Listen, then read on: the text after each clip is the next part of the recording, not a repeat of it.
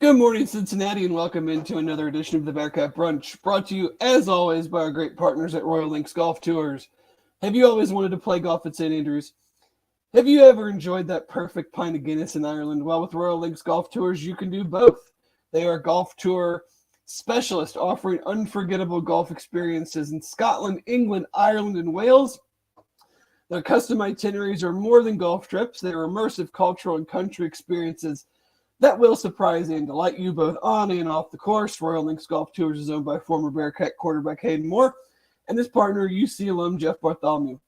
So if you'd like to play St. Andrews or Ballybunion, visit their website at royallinksgolftours.com or call them direct at 770-331-1525. And with that, we are back on another beautiful day. Wouldn't mind playing some golf right now, actually. Yeah. 60 degrees in November. But we are back to recap what has now become the seventh straight loss by the Cincinnati Bearcats, falling to the Central Florida Knights 28-26 yesterday at Nippert Stadium. Before we kind of get into it, I do want to say a couple things. The fan base was awesome yesterday. Guys turned out. I don't know if it was a true sellout, but it was certainly not an empty stadium that we have witnessed at similar moments in the last 20 years or so, when things aren't going good. And you brought some energy, and it was just good to see the fans still there, still supporting. It's an important thing. I know it's tough. It is what it is. You lose 7 in a row. It makes it harder, but it was a very good sign that the Bearcat faithful showed up big time for the guys yesterday. And then to add on to that, had a wonderful tailgate. I mean, the 60-degree and sunny weather obviously helped, but tons of fun. Big time special guests in Garrett Campbell, who brought some very delicious cookies and cream pudding shots. Ooh. Joel DeBlanco was there, and Gunnar Keel stopped by. Had some good talks with Gunnar, told a pretty great Tuberville story, and we might be efforting a Gunnar Keel special guest appearance on a future BCJ pod. So Nice. Stay tuned for that. And that was all a great time. And then the game started. So, Jeff, we always do this. Yeah. What was your big takeaway from the Bearcats loss yesterday? I mean, it's the same every week. Although, you know what? It wasn't, because we did score in the red zone multiple times yesterday. And still screwed up in the red zone. Well, look, we're looking for the positive things here, Dave. And I'm trying to go more than, well, we just showed up. Hoorah. Hoorah. So, yeah, I mean, they're a good AAC football team that played another good AAC football team yesterday. And, hopefully whatever that fire was out of Satterfield after the game, maybe sticks around, and we can see an upswing here. I mean, it was a 2-point game. So about that, save it, okay? I don't need the fire and brimstones after 7 straight losses, and talking about unacceptable and undisciplined. It's the same stuff that has plagued them for 7 straight weeks. So it clearly isn't that unacceptable. My thing is, if you're going to sit there and go, we're going to get it fixed, and it's going to be a long winter, I'm like, what have we been doing then since the middle of September? Well, it's been a miserably long fall. I can tell you that. It kind of falls on deaf ears if you're going to tell me that, and we came into this game knowing 100% that we were not going to have any trouble running the ball. So what do we do on our first 4th and short of the game? we come up with some I'm smarter than you play where the quarterback's going to hide the ball down on the ground and hopefully we're going to slip a guy out for a completion. Why? Run the ball. Because everybody else had been doing it all day. Like run the ball. Texas had a fun Texas is really good. I know. Like why are we Rutgers making this so hard? You get the ball down to the 2-yard line. Why are we going like you're going to score a touchdown within 4 plays if you run the ball 4 times in a row? Why are we trying to go fast and then letting our guys get lined up? Mm-hmm. And like what is the point in going fast there? Run the ball. There isn't a point. And go down to the 2-yard line, line up, run the ball. Yeah. I mean, you finally like get a little bit of like momentum with a nice pass all the way down to the 2-yard line, and then it was like we were in some kind of like speed warp to get up there for no reason. When obviously, like you said, handing the ball off, they could have handed the ball off to literally anyone on the team, and they were going to get yards. Nobody could be stopped yesterday. Yeah, you have 2 running backs again, go for over 100 yards, average well over, I don't know what it ended up being officially, but like 7-ish yards a carry. I'm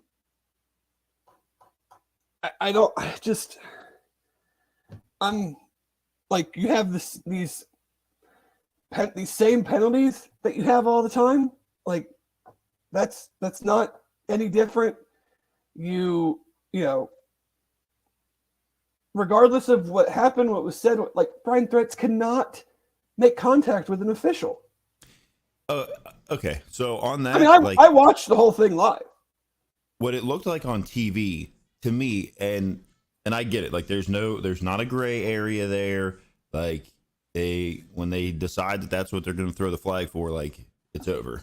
But like when you watch it back, clearly he and I don't even know which UCF player was. They're in a disagreement that's gotten to the point where they're kind of shoving each other back and forth. Yeah.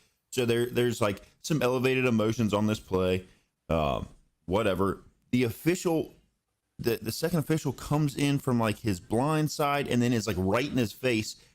And I know they're allowed to separate people and grab whatever.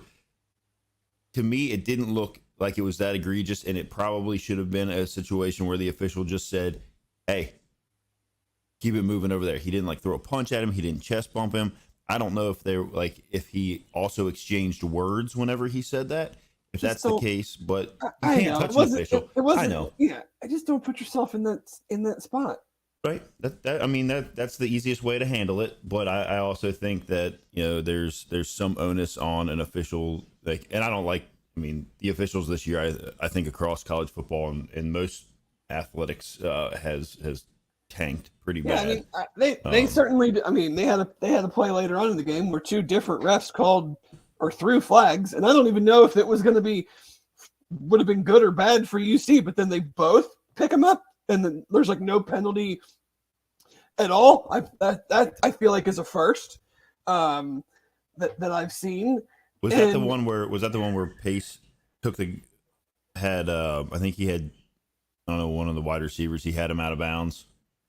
I don't know exactly. I just know that a flag came in and then another one came in later, so it couldn't have been the same call. So I don't know the flag how got stuck in his pants and he couldn't. Yeah, sure. I actually did think the Pace pick up the flag that they threw on Pace because they were going to get him for out, like, a late hit out of bounds, right. But they discussed it and picked the flag up. And when you watch it back on the replay, like, and the announcers even like were all on the same page. He was 100% going to suplex that kid, and it was like at the end of the game, like he was going to chuck him. And then I think something kicked in his mind because he had him like up, and then he was like, oh, just laid him down on the sideline. But it's just like, yes, the passing game was much better yesterday. But again, I like 515 yards, 120 whatever more. But they're like that whole drive, you get down to the 2-yard line, and then you end up having to kick a field goal because it's 4th and 10 from the 10. Mm-hmm. Like, those are empty yards. Like, that doesn't matter. Yep. You have 2 possessions, well in UCF territory in the first half that ended no points of interception that I'm still not entirely sure what was going on there. And then the 4th down play that we talked about earlier where, when you don't need to be smarter and like trick the other team, we still keep trying to trick the other team. I say Brad Smith says it. Why is Satterfield constantly trying to complicate things with his play calling? Like, the run is being given to you. Just do it. Just do it. Like you said, don't try the fake fumble Rooski or whatever. Yeah, hand the ball off. Yeah, and let your guys let them go. I mean, Ryan Montgomery was getting anything he wanted all day, and as much of it as he wanted. Him and Corey both had excellent games. Like, I don't know. Shame that we've got 3 running backs that are really good. It's like we should have just gone out there in a wing tee or something. And this one kind of just put me in a little bit of a loss of like, you have one running back averaged 6 yards, another one averaged 14 on 8 carries. Emory Jones is 16 for 22. This was by far his best passing day of recent memory. And 9.9 yards an attempt is practically twice as much as it has been. But we're still 5 sacks. We don't sack them at all. We don't force any turnovers. We have 2 turnovers. Like, we give up another 100-yard rusher. Almost a 200-yard rusher. It's just,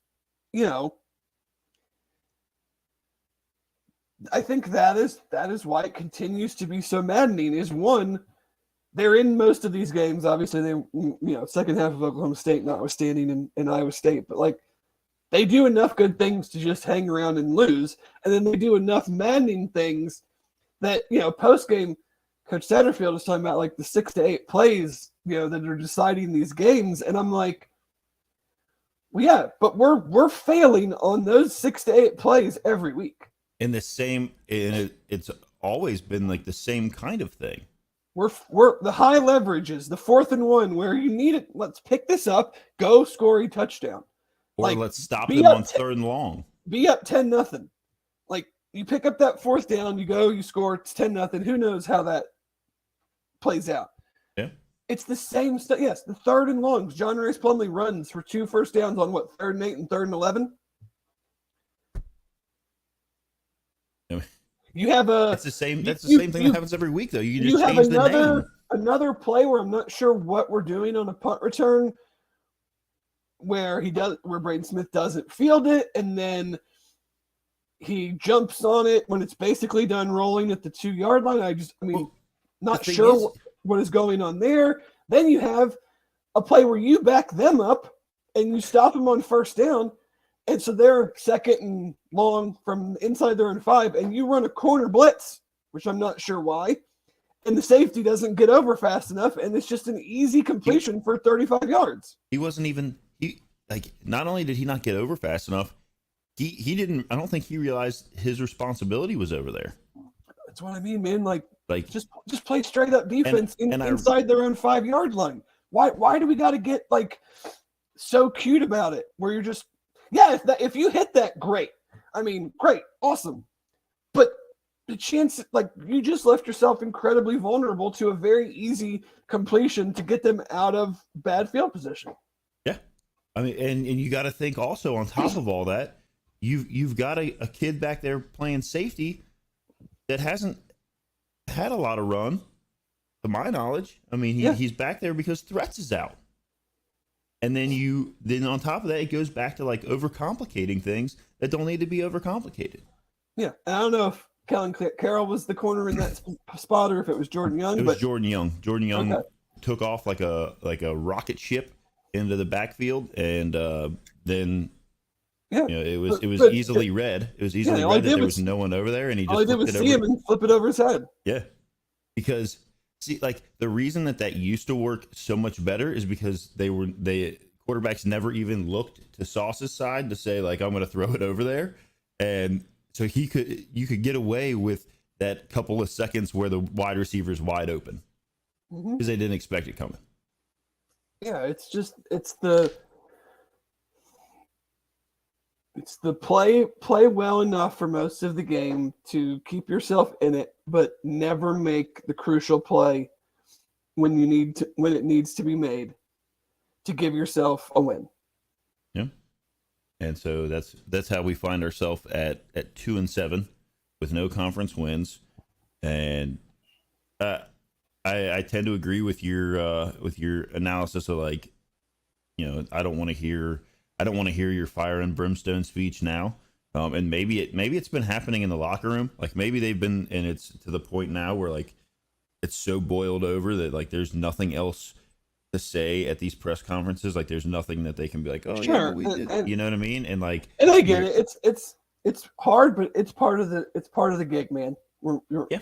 All these guys, whether it's here, another school, whatever, like you're making a lot of money, and you have a lot of responsibility and a lot of spotlight on you, and the problem for me is just the continuation of the same stuff. There doesn't seem to be any improvement in those areas. I mean, like, yeah, you can look at it like is this a flash in the pan that the passing game was starting to, ramp up? But then you look at it like at the end, was it the end of the half or whatever when he threw his pick? Yeah, and very clearly, like even if was it Xavier Henderson, even if he doesn't cut the other direct cut back in when maybe he was supposed to be going out, the ball was still woefully underthrown. Right. It's still either a bad play call, bad execution, or both. Yeah, and we've been talking about that way too much for the last 7 weeks.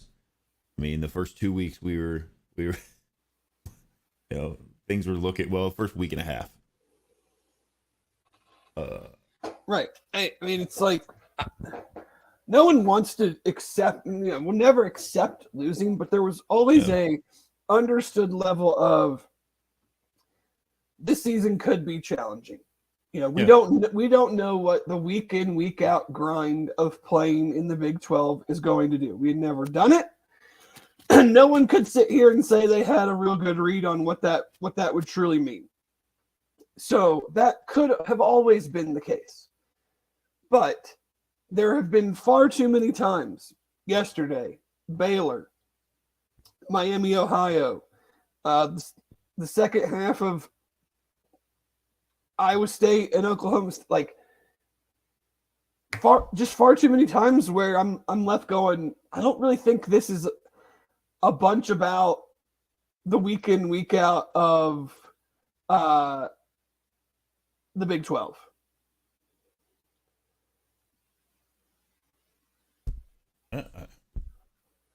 It to me could be I don't know, a little more on, because you're past we had to replace all these people and we had to, we've got new coaches, and like when you are repeatedly or seeing the same mistakes made every week and there's no change, or like, okay, that there's like a slow climb of improvement in those areas. Now you got to start looking and saying like, well, what's happening at practice? Like where are we at? Are these guys just that bad?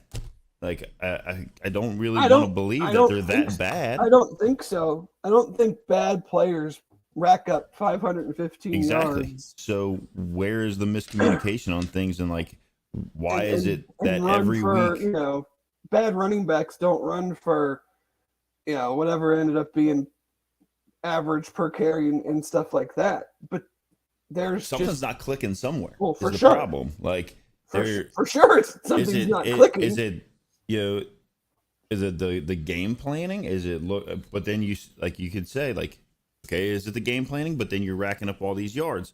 But then does it come down to just like for whatever reason in the red zone, these players can't execute and the coaches can't figure out how to call the right play. It's maddening, is what it comes. There are moments in every sporting event, in every game, that are winning moments, and your team either makes the play or they don't. And far too many times they're not making the play, or they wouldn't have lost 7 in a row. Like, it's not a, and Leslie, I'll answer your point. I agree. Like, I'm not a big fan of, booing per se, but like, fans are frustrated. I'm sure the coaches and players are frustrated. They better be frustrated. I think you saw that yesterday, because I think if you watch, like, and this has kind of been a little bit of a criticism that I've had, is that like Satterfield's press conferences have always been kind of a, like, there doesn't seem to be, much emotion one way or the other, as far as like, getting too excited about like, even in the first 2 weeks, like getting really too excited about things or getting too low on something. But then yesterday you had like, it kind of boiled over. There's very clearly obvious frustration everywhere, and then you got players that are like, look, like, we're going to do our best to keep these young guys in it for the last few, like, we're not really, like, obviously we're not able to get into a bowl game now, so like we got to make sure that people aren't giving up and not giving their all here the last few weeks, and you've got all that going on. It's just not exactly what I expected to see out of the season. And like you said, like, I knew it was going to be frustrating, or could be frustrating, but this is kind of on another level, right? And there's no, we're not going to come on here and sugarcoat it. Like, you can't sugarcoat 7 losses in a row. We're not going to sit up here and try to pretend that things are not going poorly, because everybody that comes to us and listens to us would not really think we're being honest, and that's not right either. So, but yes, I agree, man. I don't think any of these plays. The week before, what was it? Against Baylor, where Emory and the running back ran into each other, and supposedly Peyton Singletary was going to be like, that one didn't work. So I think we should run more of the plays that work, especially on short yardage, especially when your running backs have ended up having a really good day. Now that was early, but still, we saw a little bit of I guess a tiny bit of Barry Jackson. I guess one out of the backfield, lined him up in the backfield, which I thought was a nice play design. Get it to a wide receiver where they're probably not fully up to tune on what type of a player he is, and putting the wide receiver in the backfield. But then did he I don't know if he got back in the game. I'm sure he was out there again. I doubt he played up single play. But more stuff. I don't know. We're clearly grasping at straws, but that's what happens when you've lost 7 in a row, and the same things seem to repeat themselves. Like, we just can't keep talking about the same stuff over and over and over again. The other thing that surprised me was, and like, this is not a knock on Emory from yesterday, because I thought he probably played one of the better games he's played all year. I thought it was just odd that you run like Brady out there for 2 series. He really didn't have. He was 3 for 5 for 50 yards, and he had a really nice pass on that last one where was it Xavier Henderson fumbled it. Yeah. And I realized, like, Emory came back in and was doing fine. So, like, obviously, whatever, that seems to be working. So leave him in there. I just thought it was kind of odd to give like 2 series and then that was it. Like, yeah. You don't really gain any. Like, you don't really gain anything. I made my point fairly well known about that situation last week. So, and it's not going to change. But yeah, I don't think Brady necessarily did anything to not play the rest of the game. So it was interesting that they just kept with Emery for the duration. But like you said, he played fine. Like he had. I'm sure some of those sacks are on everybody. All 5 of those are not going to be on the line. That's never the case. So I'm sure there's moments where he could have done some things to help them out in that regard. And they didn't lose the game because he was 6 for 16 for 117 yards like last week, and that's not why they lost the game last week either. It played a part in it. Yeah, but I don't know, man. It's just it's very frustrating. And the frustration, I've probably said it too many times already. The frustration to me just stems from just the continual short yardage red zone cuteness that is not working, and I don't understand the necessity to even do in the first place. And then just the fact that we're still here in week 10, I guess it is, talking about a lot of the same stuff that we've been talking about since Miami, Oklahoma, BYU. That doesn't paint a great picture.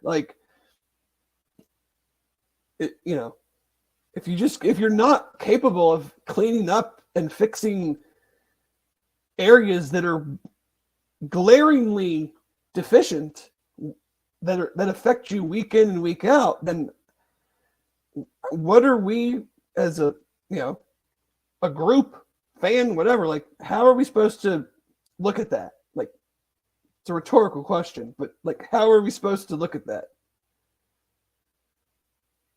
The way we do every week. So, you have a game next week at Houston. That they have. Get your Red Bulls ready. They have been okay.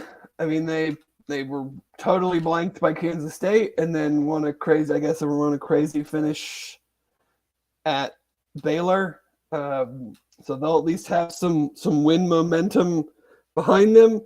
We'll be coming off another loss where we're, who knows what we're going to be questioning in practice and what new guys are going to be elevated or getting increased snaps and all that, and going on the road. And then you turn around and you go to West Virginia, who is playing quite well right now, and end the year against Kansas. Yeah, that doesn't leave a lot of opportunities for turning this thing around for momentum going into the long winter. Yes, it's going to be a long winter, apparently.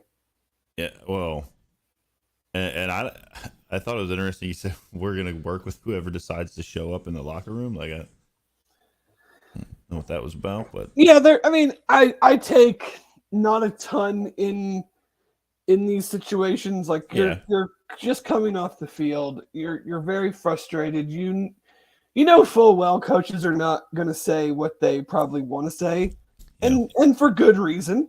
Yeah, true. So, I'm not parsing every word of post game comments, trying to find the meaning in them, but the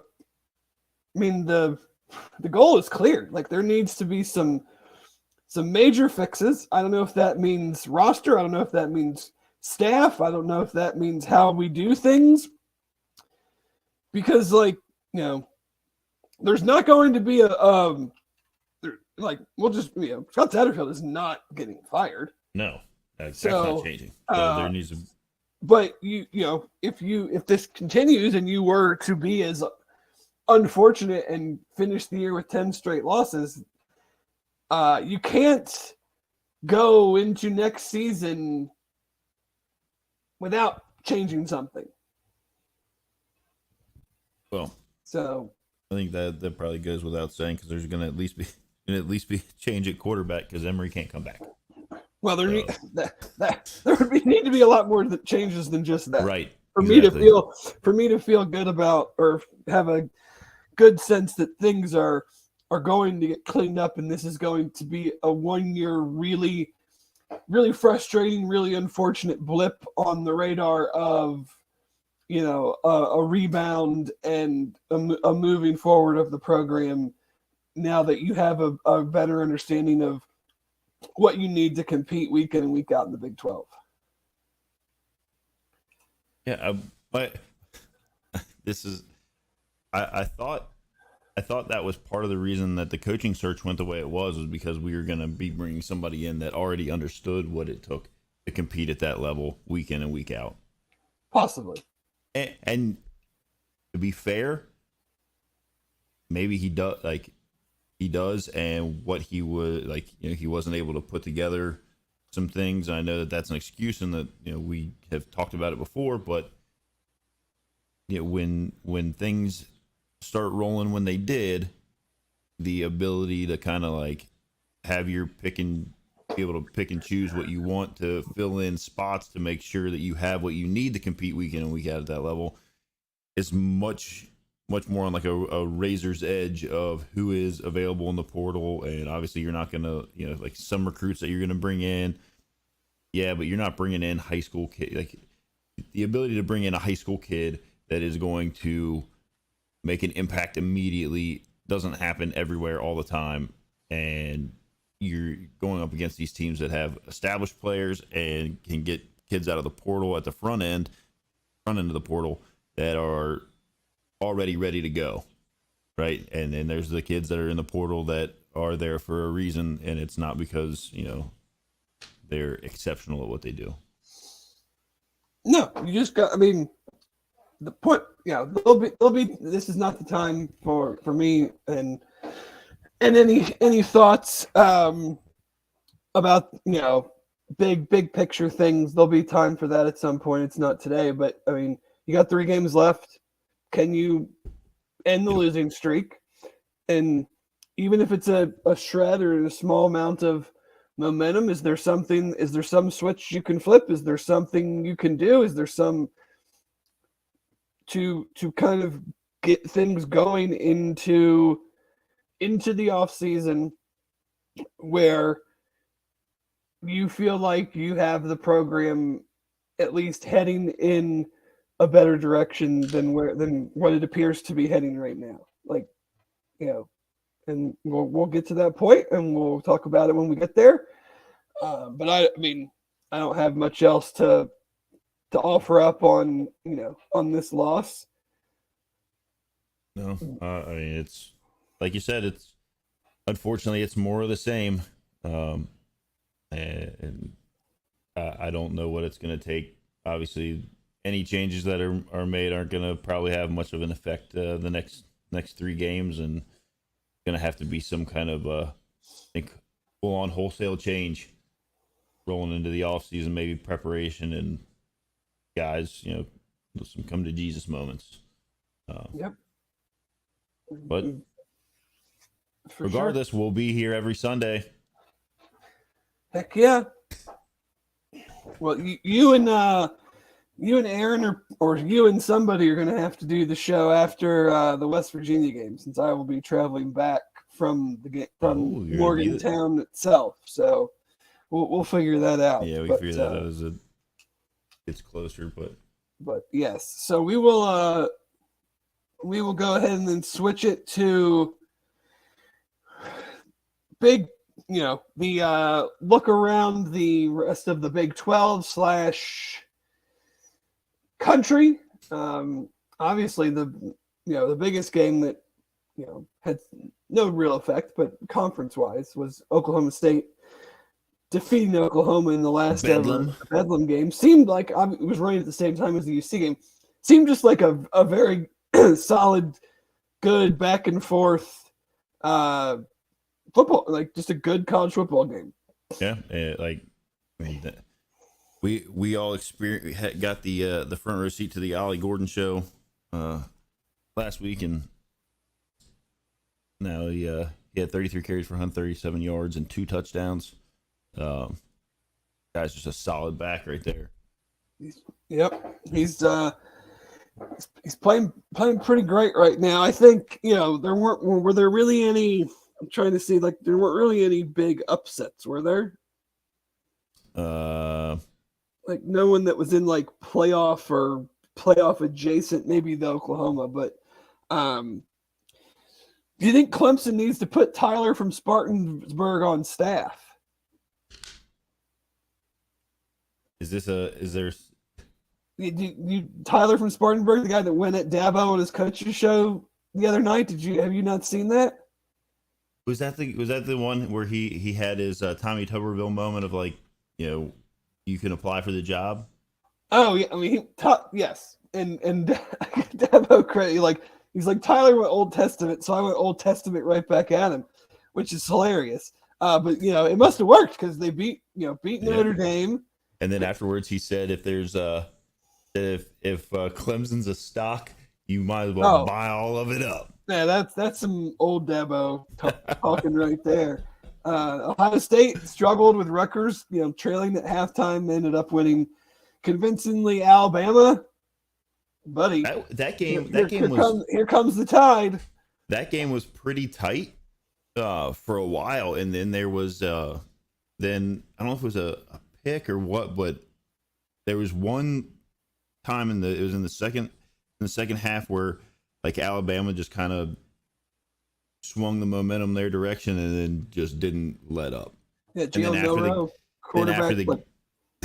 after the game, Nick Saban walked up to Aaron Anderson, who I guess transferred from Alabama. Oh yeah, to LSU. Told him you'd be playing a lot more if you had stayed. Yeah, you'd be playing a lot more if you were here. Somebody was like, "Is that not tampering? Is he going back in the portal to go back to Alabama?" Yeah, but Jalen Milroe, quarterback for Bama, like 20 carries, 155 yards, 4 touchdowns. So that game was going on at the same time as the Washington USC game. A lot of defense in that one. Yeah. 52-42. Washington won that one. Stay 9-0. That could have been one. That was kind of a little bit back and forth for a while, and then could have been one that knocked somebody out of playoff contention. But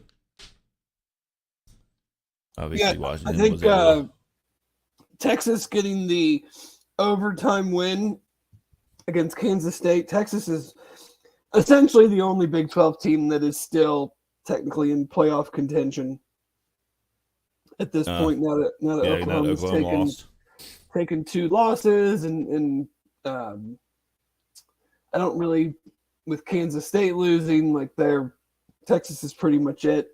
But now you are. I mean, with the schedule that they have, Oklahoma State ends the year with the 3 new coming teams.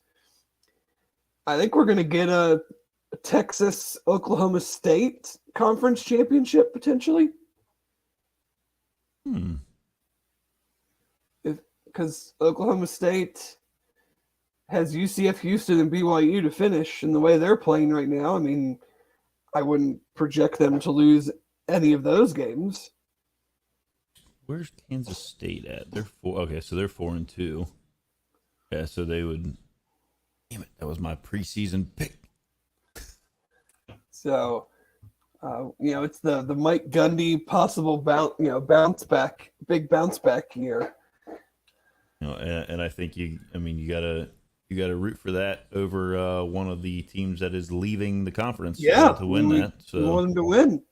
I don't want to hear any SEC chants coming from the peanut gallery on that one. Georgia and Missouri was Missouri's feisty. I'm worried about them next week with my Vols. Oh. Even though we took it to the old UConn Huskies. I was going to say, you guys had a pretty stiff challenge yesterday with those Huskies out there. Yeah, Jim Mora really got them going. It was like, what, 59-3 or something? Yeah. That was never in doubt. No. What else have we got here? What is in doubt, though, is our old pal did not have a good showing yesterday, losing to the Hoosiers 20-14. Ooh. I mean, they're calling for his head up there. cheese lost a country. game where they gave up 261 yards of offense. Lost. Are they calling for his head? Oh, there's lots of like fire fickle going on. I certainly don't pay attention, and I only see it when like people send me screenshots of, and obviously it's the same level of irrational fans that are in every fan base whenever things don't go. They have some pretty significant injuries at quarterback and running back, but Indiana that's a bad look, man. Yeah, it's not that's injuries aside. Shane McMahon's kids out there just holding up title belts, and yeah, that's not good. Who do they have left the rest of the way in? Let's see. Who are we talking? Wisconsin. Oh, probably no one that good, because that was kind of why everybody was a little high on them this year, was their schedule. Yeah, they've Northwestern, Nebraska, Minnesota. Nebraska's playing some good ball until yesterday, where they lose at Michigan State to a team that I'm not sure is like even trying right now. And then Iowa, Northwestern, they started. Did you see that their over-under started the week at 29.5? It was the lowest, either the lowest over-under starting point, or in like X number of years that didn't involve a service academy, and it might have been the lowest period. And it still went under that. It went up as the week went on, and they still only scored 24 points. What, Iowa Northwestern? Yeah, it was 17-7 or 17-10, something like that. It was 10-7. Oh, yeah. So they scored. And they scored all of them in the second half. It was 0-0 at halftime. I took the second half over-under at 14.5 for $5, and they still they blasted it. I was like, there's no way they're going to go over. And they somehow scored 17. They screwed you. Yeah, they did. I don't like Iowa is somehow 7-2, and I think that they've only scored 10 points all year.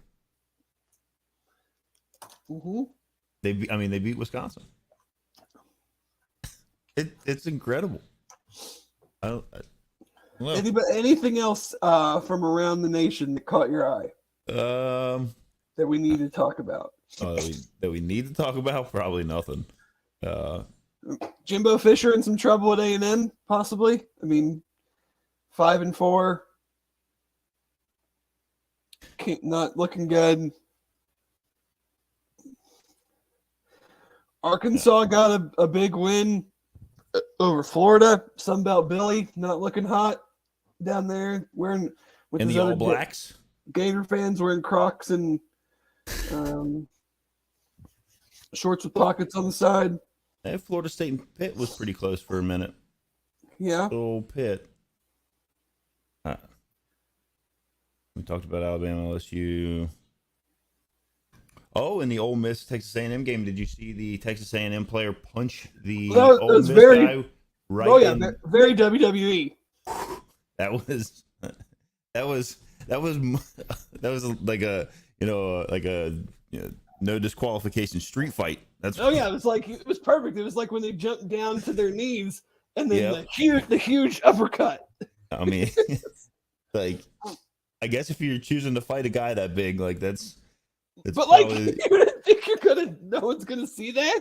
I know, right? Like, there's no one, like, it's not in like the middle of like the line. It was literally out on the outside. Colorado loses again and has a dreadful offensive performance the same week that they demote their offensive coordinator. It was a shocker. I was talking about that last night with my brother-in-law. I said, this is like, you've got a guy that you bring in, he steps down as a head coach to come be your offensive coordinator. You've had a pretty decent offensive output all year. They were averaging, I want to say 32 points a game was their most points they'd averaged in several years, and Dion decided that Pat Shurmur, who anybody that follows pro football knows is not good, decided that he should be calling the plays. I think that was the biggest question surrounding Dion and his move up, was that things had always been pretty easy. Yeah. And when some real true adversity struck, how was the reaction to that going to be? And basically firing your OC 8 games into the season or whatever it is. Yeah, removing his play calling.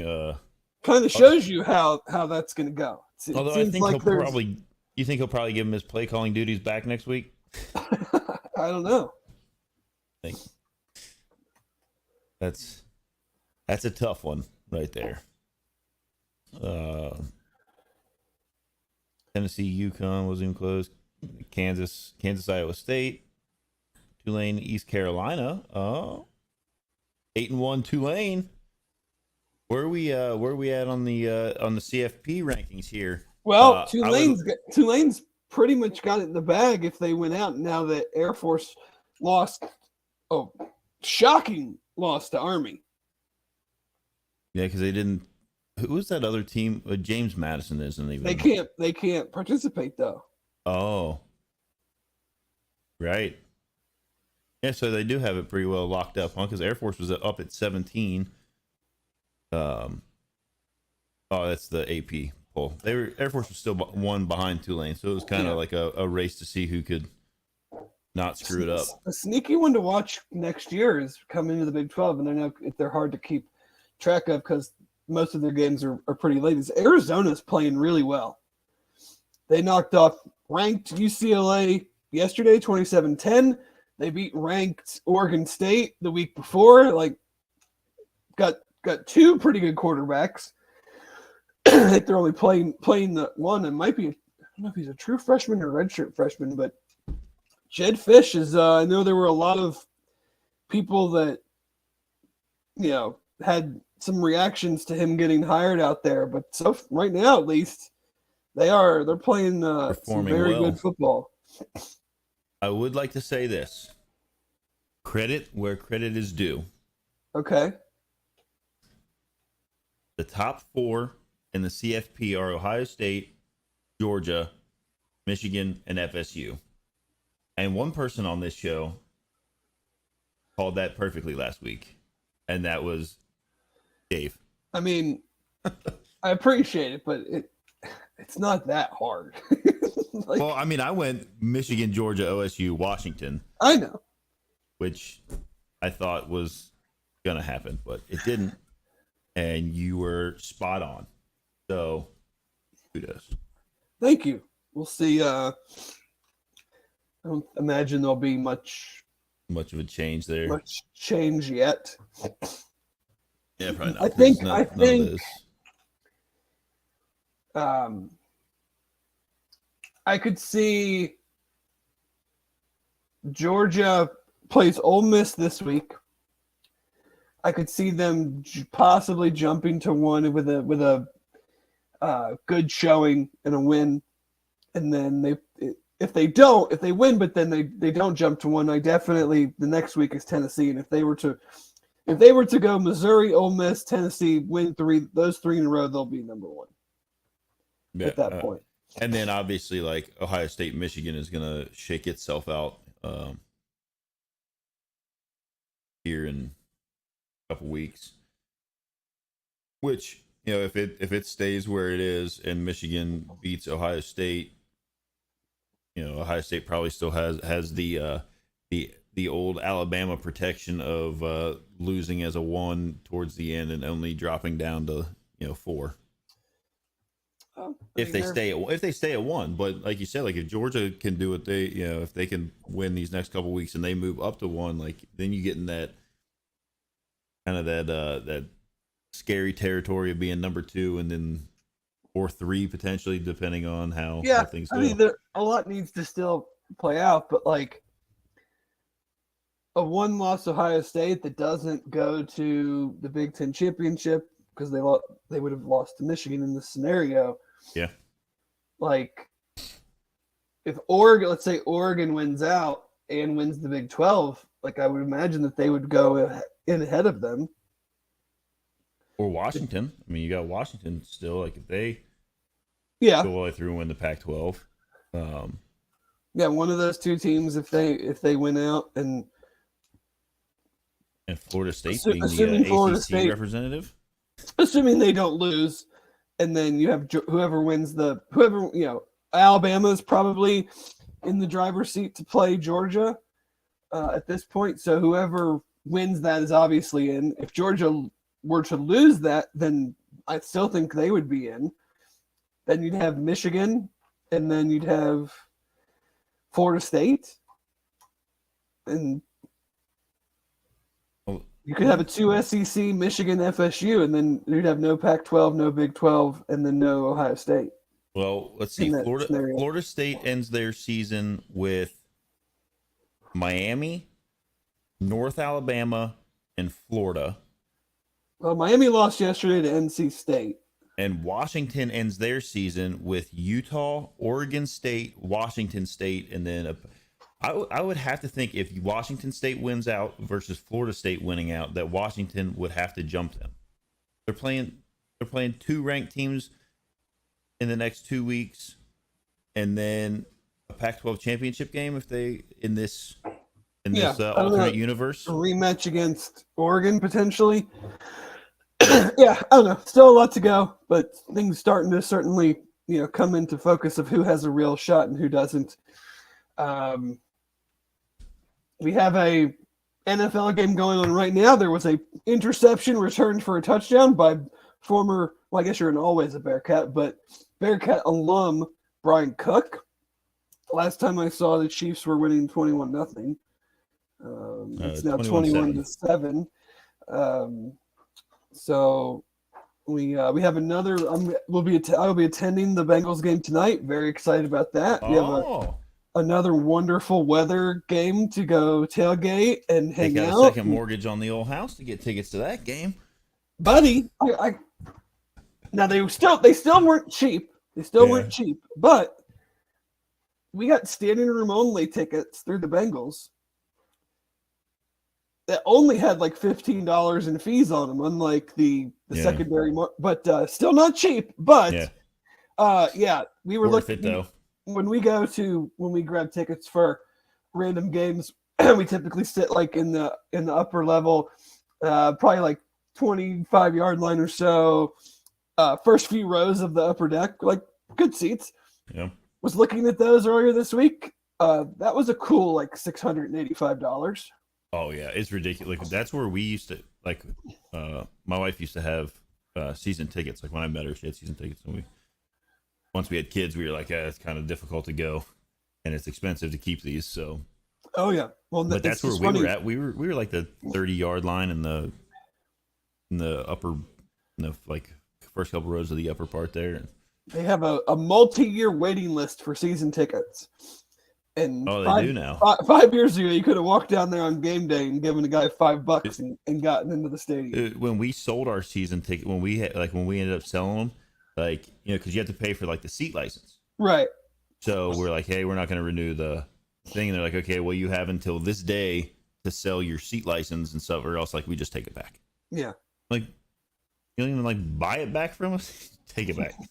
So we were leasing our seat license, we didn't own it. Right. And we did. We like the Bengals took it back. Like nobody, and people were like, we don't want to. Like no. Like even at a discounted rate of like, hey, we'll give it to you for Nope. Nobody wanted anything to do with it.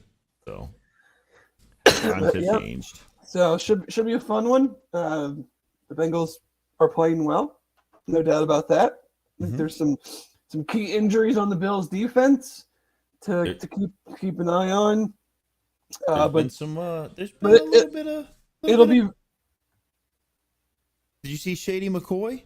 What? No. What did he say? He's like they asked him like who obviously like he's played with Josh Allen, so like it was kind of a silly question, but like who would you take? Like who do you think is better or whatever? He's like, man, no disrespect to Joe Burrow, like I think he's a good quarterback and all this stuff, but like Josh Allen, he's just on another level.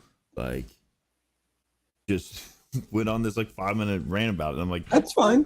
Like, right, exactly. Like, it'll be funny though. It's I can already feel it. Like, if they win, a month ago it was season's over. Burrow's injury, will he bounce? Like what? And Monday morning, if they win, I guarantee someone that talks about NFL football from like a national perspective will start to ask the question, are the Bengals the best team in the NFL?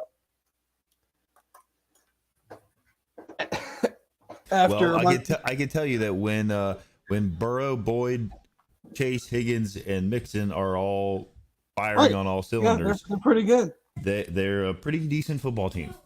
A pretty good group. There was also a question asked to Chase, and I don't even know who it was that was like where this interview came from or whatever, about like, hey, would you ever want to play with Justin Jefferson again? Like, would you want him to come down to like the Bengals? And he was like, man.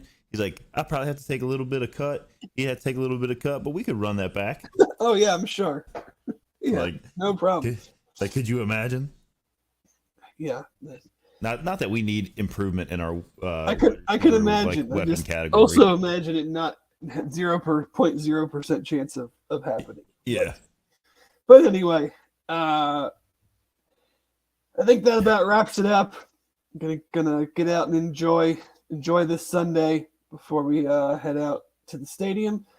But thanks again to everybody that joined. Brad, Ty, Mr. Mark, Jason. I'm sure I'm going to forget some. Leslie, Josh, Ed. All of our regulars. We really, really appreciate it. Thanks for joining us again on this Sunday morning. Appreciate you guys jumping in after we had to push it back an hour. We will be back, of course, next Sunday, 10 a.m., to recap what will hopefully be a Bearcats win at Houston. So with that, thank you to Aaron as always, Jeff, and everybody for listening, and our great partners at Royal Links Golf Tours.